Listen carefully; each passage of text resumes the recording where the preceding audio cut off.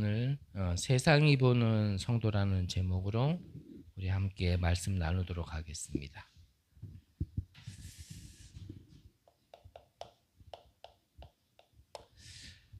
본론 이전에 첫 번째 사람이 볼 때 그랬거든요.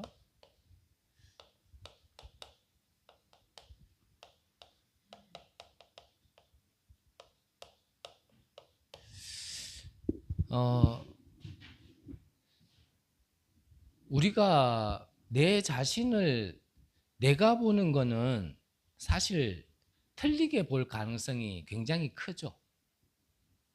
예, 사람은 하나님을 떠난 상태 속에 있었기 때문에 이게 나 중심이라는 것을 참 버리기가 힘들고 벗어나기가 쉽지 않거든요. 그러한 배경 속에서 사실 내가 나를 보는 것은 거의 틀릴 가능성이 큽니다. 그래서 우리가 주변에서 우리가 삶 속에서 좀 나를 향해서 많이 듣는 얘기가 그게 오히려 나일 가능성이 더 높거든요. 그래서 유 목사님이 그러셨죠. 나는 사기 안 쳤는데 누가 나보고 사기꾼이란 얘기를 많이 한다라면, 그렇다면 내게 사기는 안 쳤다 할지라도 내게 사기꾼의 어떠한 기질은 있기 때문에다. 그래서 사기는 안 쳤지만 그런 말을 많이 듣는다라면 좀 갱신할 필요가 있다라는 말씀을 하신 적이 있거든요. 그리고 우리가 그런 면으로 봤을 때 내가 나를 보는 것보다 사람이 나를 보고 얘기해주고 사람들이 나를 향해 해주는 말이 사실은 그 속에서 오히려 우리가 더 정확한 소리를 들을 수 있거든요. 이거를 좀 다른 말로 하면 그 사람의 색깔이겠죠, 이게 색깔. 그래서 이번 주 우리 랩넌트 예배 때 어떤 말씀이 있었냐면 냄새라는 게 있었어요. 향기. 냄새라는 거는 조금 안 좋은 걸 냄새라고 좀 표현을 하고, 우리가 괜찮은 거는 향기라고 좀 표현을 하죠.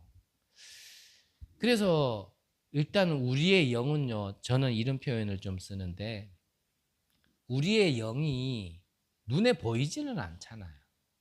우리가 영적인 존재긴 하지만 그 영이 있다라는 게 눈에 보이지는 않는단 말이죠.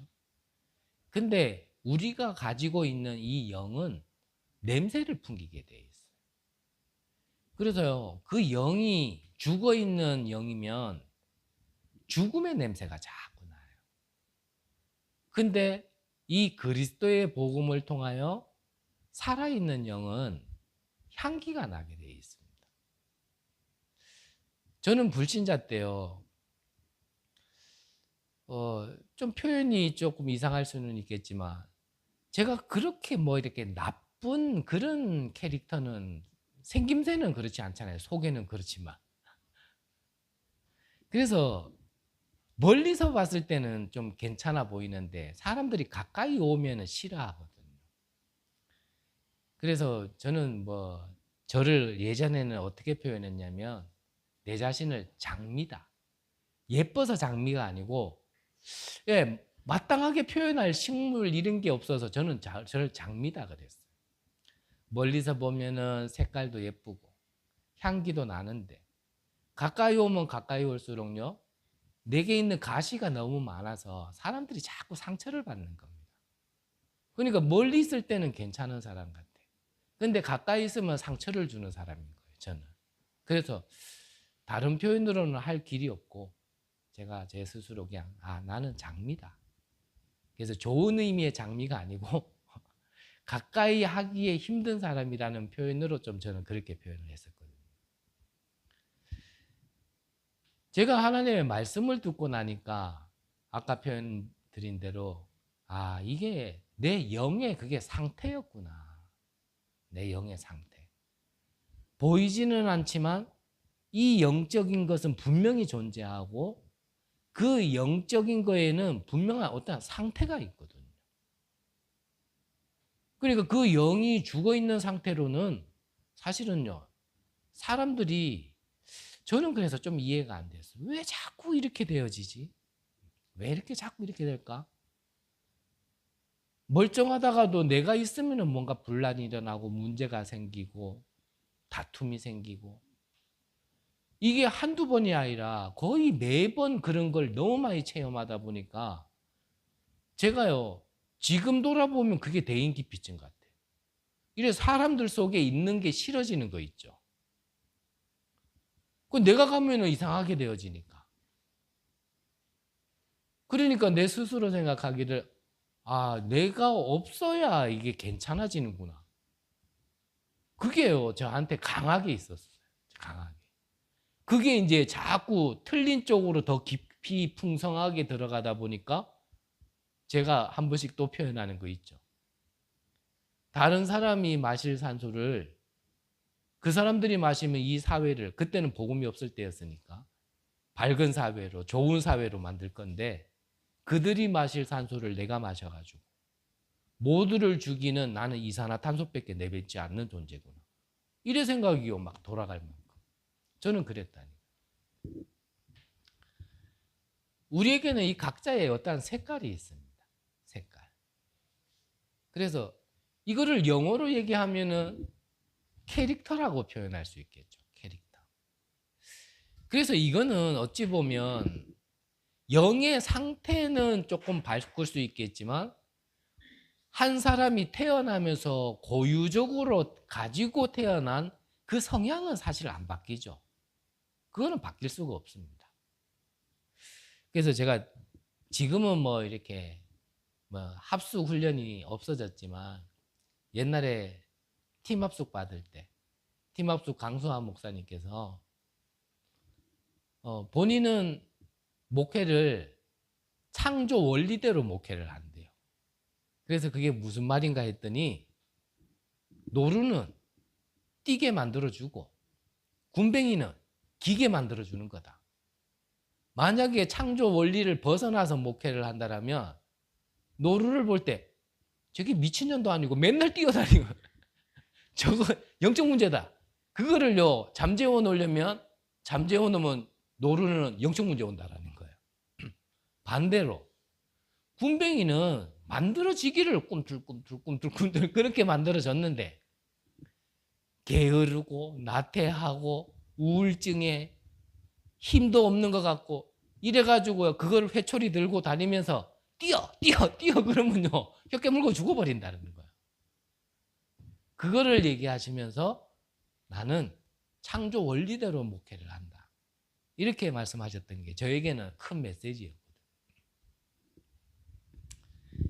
좀 다른 부분에 있어서 우리가 좀 참고해야 될 부분이 있어서 잠깐 이렇게 말씀드렸는데, 지금 나눌 메시지는 그게 아니고요. 자, 사람들이 저와 또 여러분들 개인을 봤을 때 이 사람은 이렇다 저렇다 막 다 얘기할 수 있겠지만, 우리가 지금 오늘 성경을 통하여서 우리에게 모델이 되어지는 이 색깔은 다른 색깔이 아니라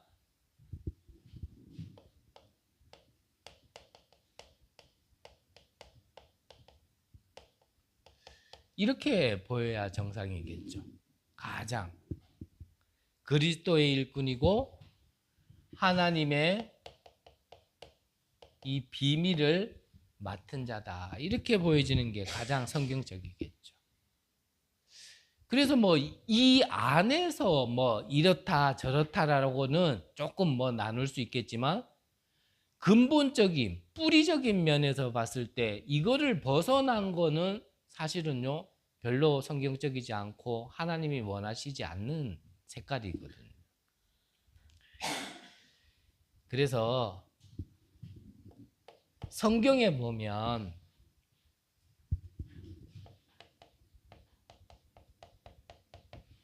요셉 같은 경우는 사람들에게 자기 자신이 어떻게 보여졌냐면, 보디발 집에 가가지고는요, 여호와의 영에 감동된 자로.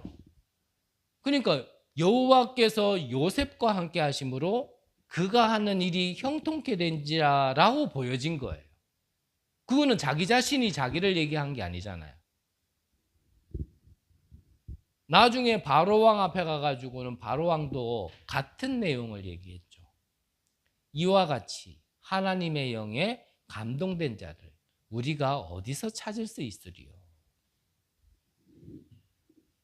요셉은 사람이 볼 때 이렇게 보인 겁니다.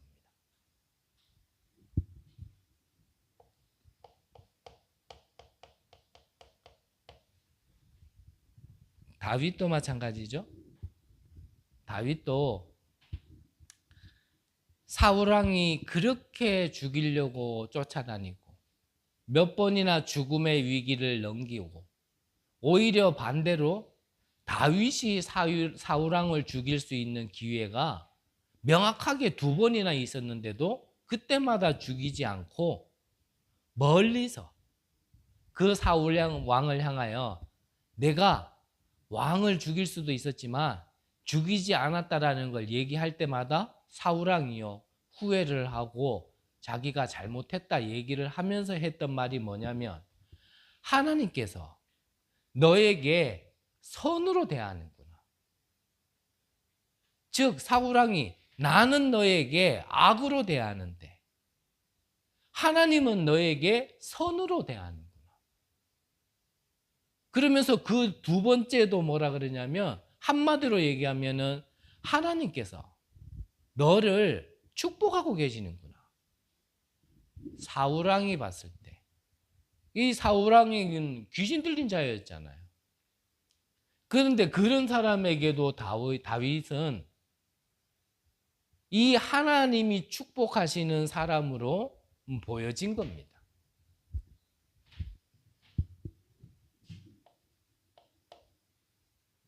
포로 시대에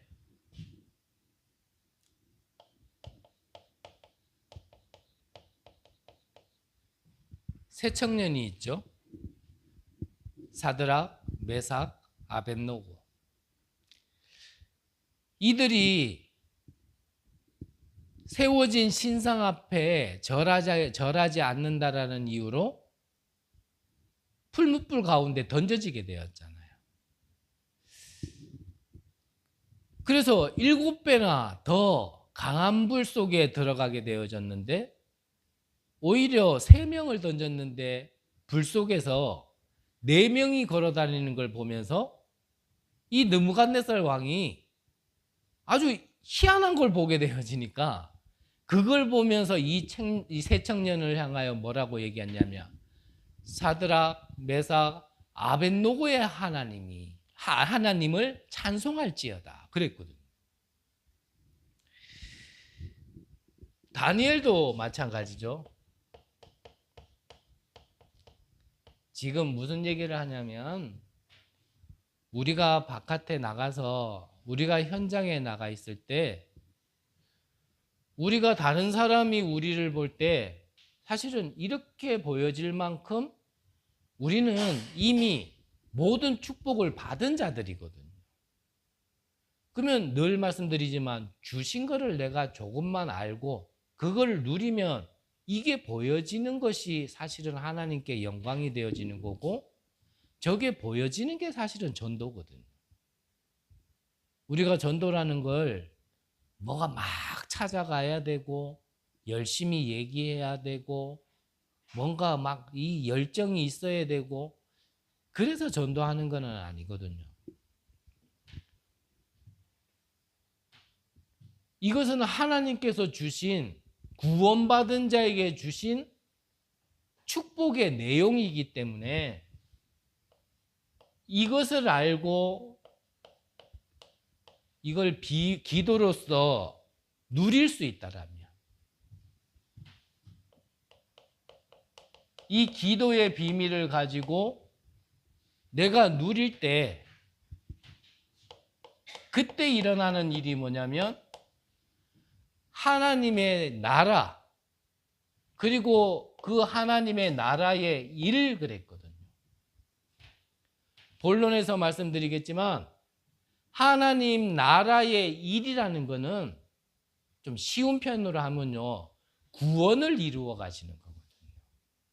나라의 일은 다른 거 아닙니다. 이 축복을 구원받은 자에게 주셨다라는 걸 알고 우리가 기도의 비밀 속에서 있다라면 저 멀리 있는 보좌가 아니라 이게 내게 보좌화가 되어지는 축복이 와지는 겁니다. 보좌화.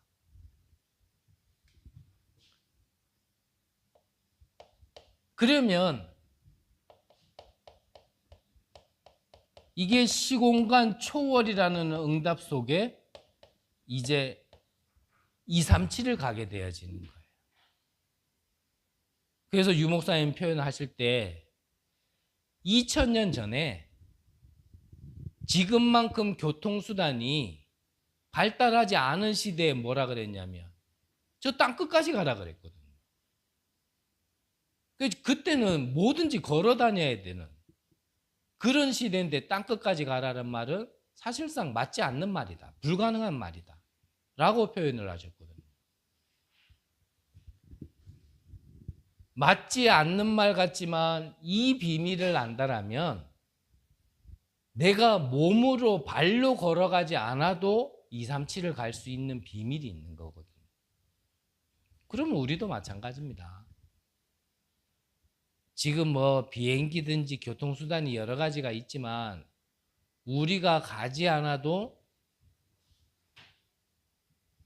앉은 이 자리에서 우리가 있는 자리에서요 237에게 시공간 초월이라는 비밀로 우리는요 이 축복을 전달할 수 있는 거거든요. 그래서 가까이서는 우리가 좀 주변에 어려움을 당하고 있는 사람들, 영적인 문제 속에 어떤 영적인 질병을 힘들어하는 사람들, 사실은 그런 사람들을 위해 기도해 주는 것도 이 시공간 초월이라는 비밀에서 나와지는 거거든요. 그걸 보고 우리가 중보기도 그러잖아요. 누가 어렵다, 힘들다, 우리가 이런 거는 얘기할 수 있지만 그거를 알고 기도할 수 없다라면 그거 아는 거나 모르는 거나 그거 똑같거든요. 그래서 이 기도의 비밀로 하나님 나라와 나라의 일, 보좌 시공간 초원이라는 비밀을 내가 좀 누리고 있으면 내 자신이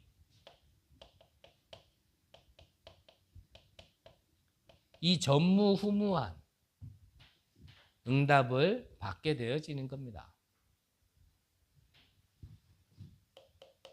자, 그러면 서론에서는 성경 속에 있는 약속된 축복, 그게 비밀이기 때문에 사실은 구원받지 못한 사람은 알 수도 없고 성경을 봐도 하나님이 전달하시고자 하는 그 관점으로 보지 못하면 절대 알 수 없는 내용을 지금 말씀드린 거거든요.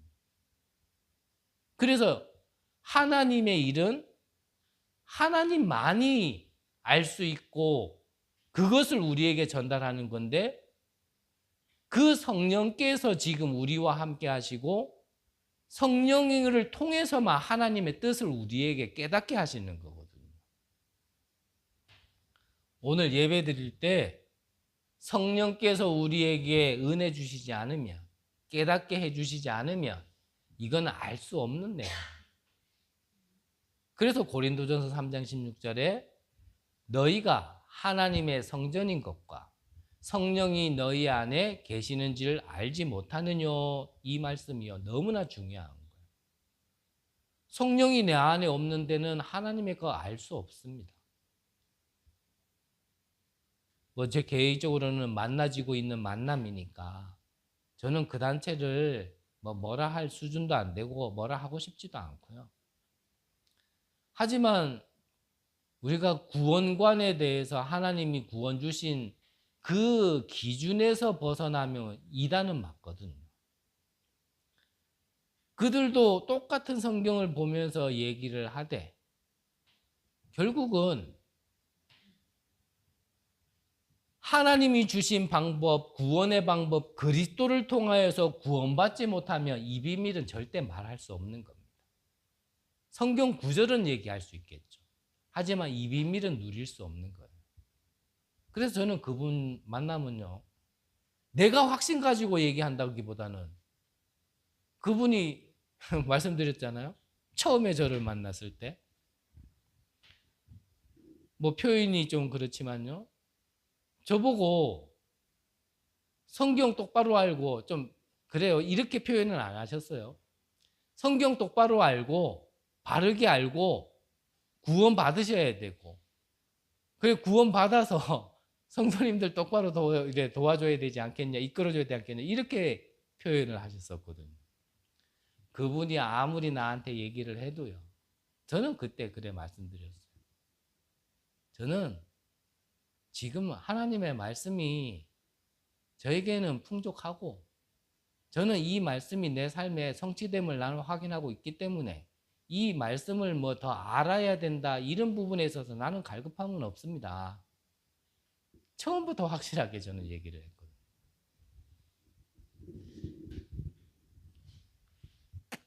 우리가 요 비밀을 조금 가지고 있으면 이 전무후무한 응답이 오는데요.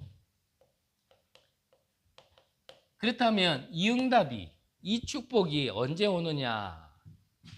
그 첫 번째는 그리스도의 능력이다 그랬거든요.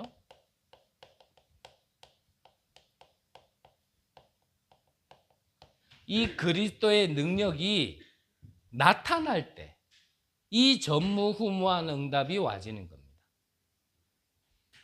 자, 그리스도가 하신 일이 뭡니까? 하나님을 만나게 하는 선지자. 죄 때문에 이 모든 재앙과 저주가 오는데 그것을 해결하신 제사장. 우리를 하나님을 떠나게 만들고 하나님 떠난 우리의 영을 도둑처럼, 강도처럼 강제로 주인 노릇하고 있는 이 사단을 멸하신 이 왕. 우리는 이 세 가지 직분을 보고 그리스도라 표현을 합니다.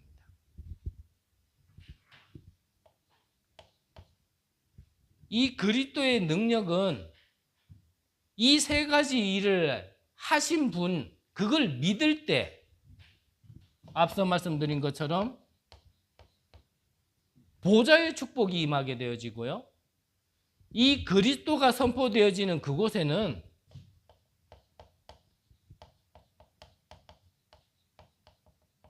이 시공간 초월이라는 응답도 와집니다.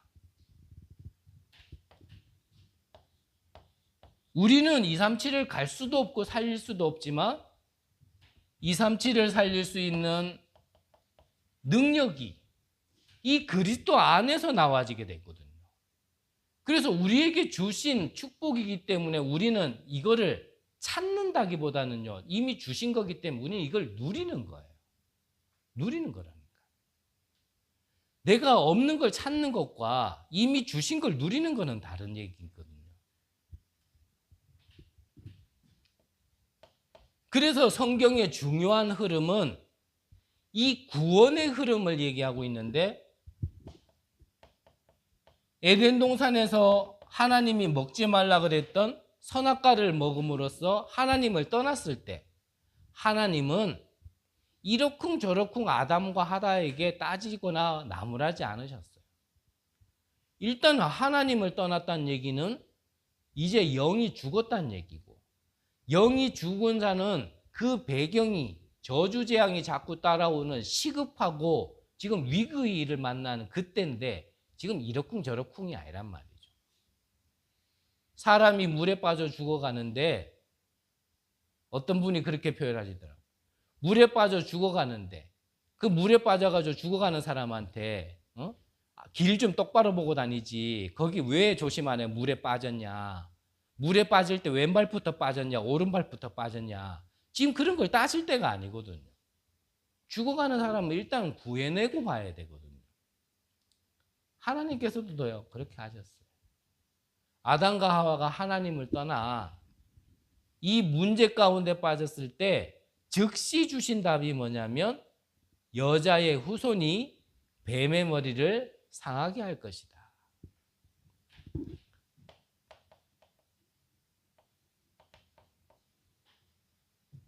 희생제사 이 어린 양의 피를 문설주에 바르는 그날 400년 노예 생활에서 빠져나오게 된 겁니다.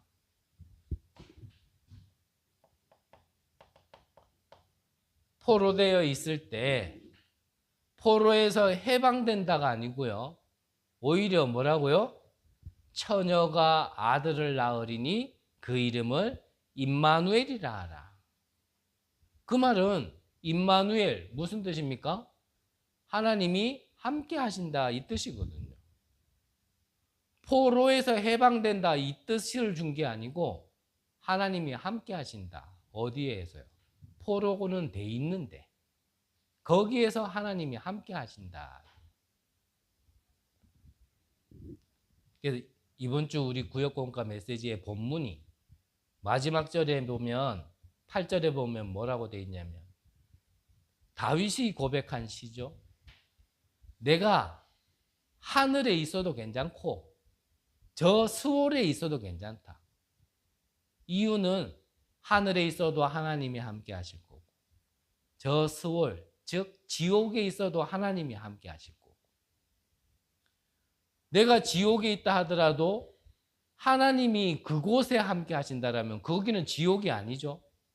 거기가 천국인 거예요. 아닙니까?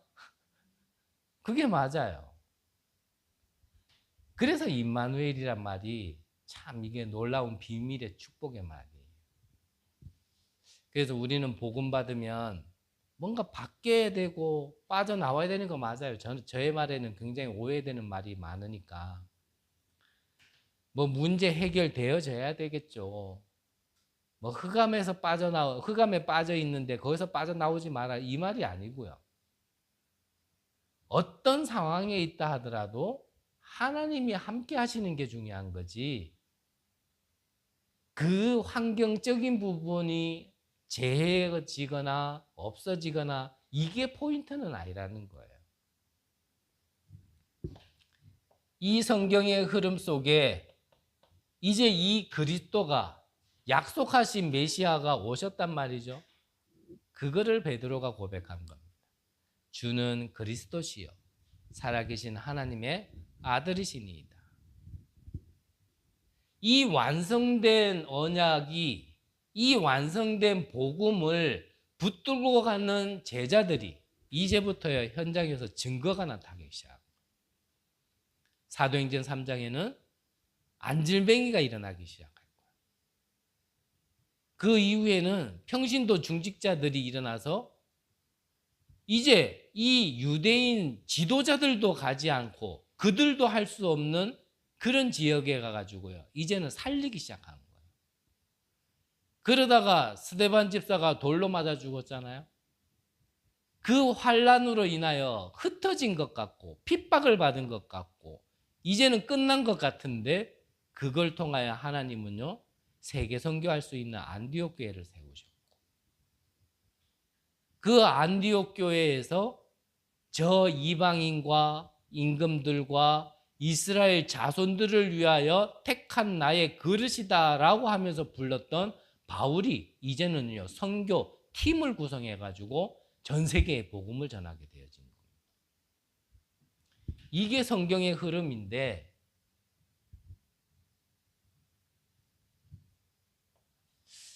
욕하는 건 아니니까 이거를 빼놓고 그분은 저에게 성경을 얘기하거든요. 구원관이라는 걸 빼놓고 성경을 아무리 얘기한들 그거는 자기들의 이론을 끼워 맞추기 위한 성경인 거지 하나님 나라와 그 일을 위한 성경 해석은 아니란 말이에요.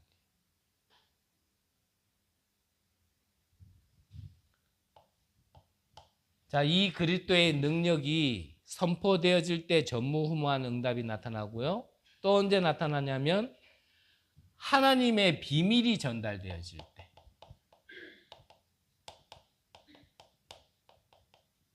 하나님의 비밀이 전달되어질 때 우리는 서론에서 말씀드린 축복이 우리에게 또 임하게 되는 겁니다. 조금 먼저 생각해야 될 것이요, 우리가 처음에 복음을 받을 때는 전부 다 이 나의 동기가 있어요.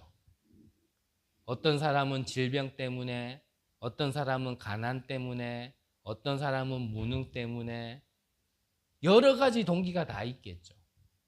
그 중에 어떤 사람은 정신적으로 굉장히 힘든 상황 속에 나름대로요, 이 복음을 듣지 않으면 안 될 만큼 뭔가 막바지까지 몰려간 상황 속에서 우리는 복음을 대부분 듣거든요.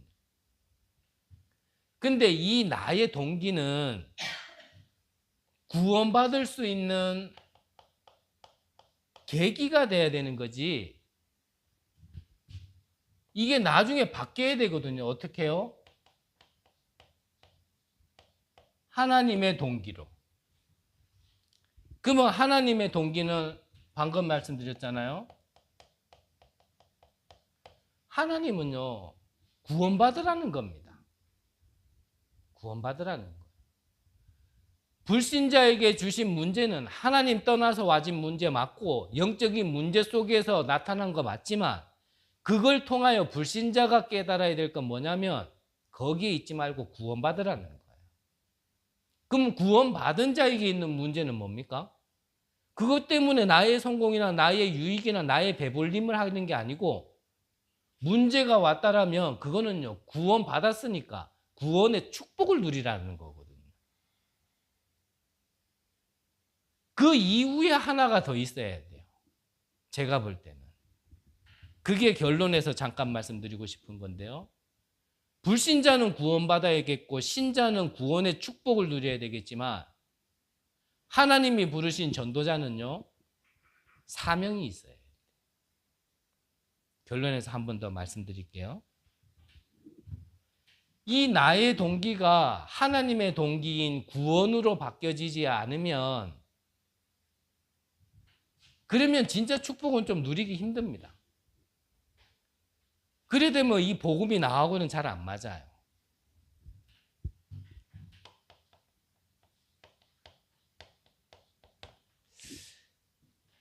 그래서 이 불신자였던 이 바로 왕에게 요셉이 나아가서 얘기했을 때, 네가 꿈 해석을 그래 잘한다며 그랬을 때요, 그게 아니고 비밀을 전달을 했어요.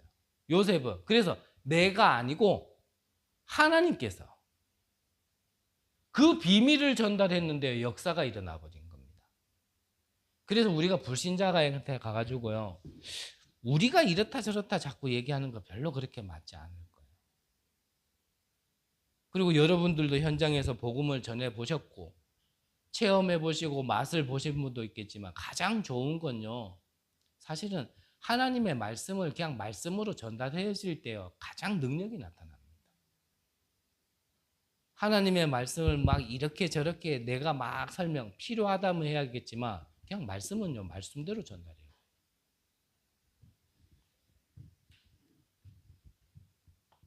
이 불신자에게 이 하나님의 비밀이 전달되어질 때 저 전무후무한 응답이 나타나는 겁니다.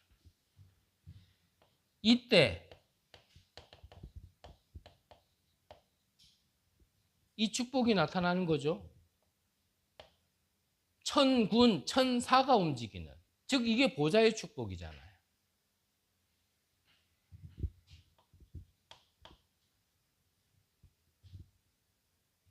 이 비밀이 전달되어질 때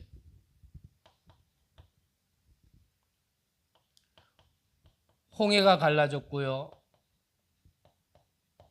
출애굽의 비밀이 축복이 임했고, 요단이 갈라지고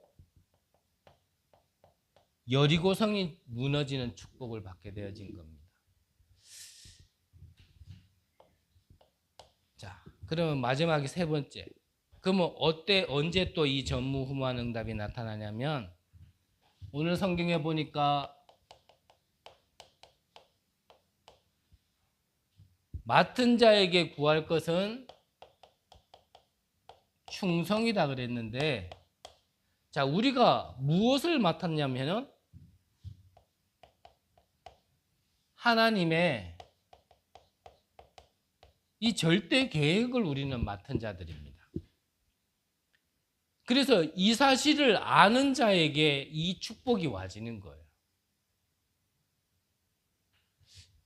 시간이 좀 가버려서 여기에서 내가 발견돼야 되거든요. 내가 누군지를 안다라는 거는 누가 나를 판단하는 거, 앞서 말씀드린 그런 부분 말고요. 일반적으로 하나님과 상관없이 뭐 이 사람은 이렇다 저렇다 그거요. 그렇게 많이 안 들어도 됩니다.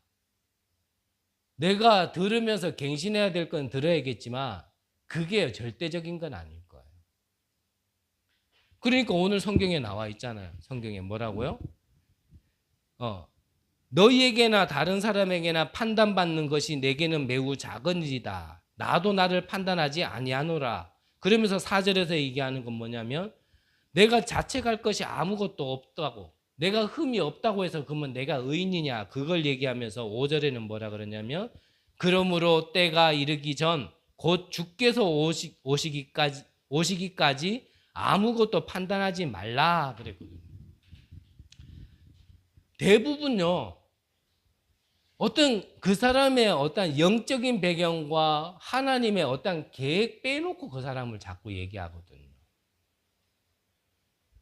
쉬운 말로 하면요, 보여지는 거, 말하는 거, 행동하는 거, 그것 가지고 자꾸 얘기하는데 그게 전부가 아닙니다. 이 맡은 자에게는 이 하나님의 계획을 맡았다는 얘기고, 또 이 오직이 무슨 말인지를 아는 자고요. 오직이라는 말 이해하시죠? 왜 오직이어야 되는지. 그리고 이 맡은 자가 구할 것은 충성이다 그랬는데 아무데나 우리가 충성하면 안 되잖아요.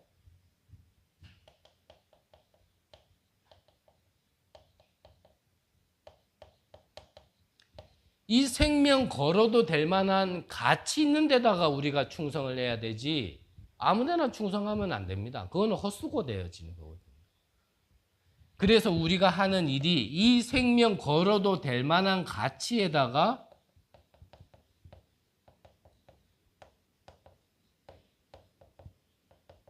우리는 생명적 사명을 다하는 겁니다.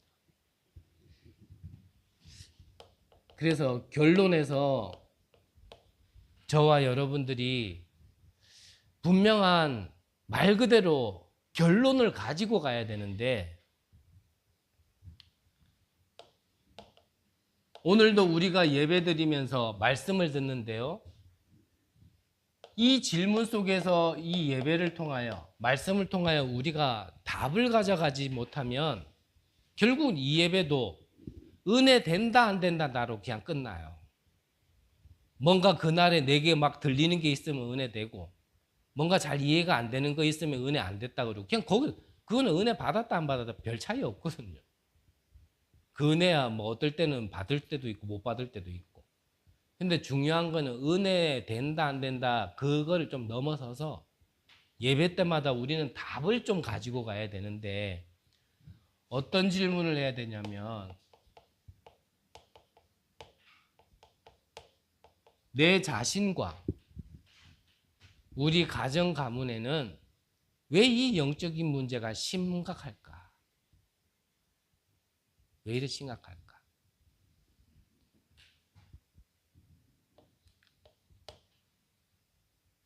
이 영적인 문제 속에서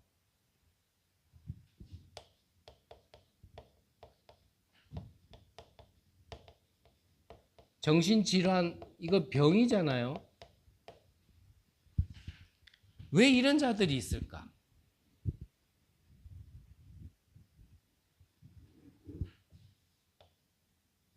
결국은 이게 육신에 드러날 만큼 이제는 가난하기도 하고 육신의 질병도 생기기도 하고 또 무능하기도 하고 또 우리가 사는 오늘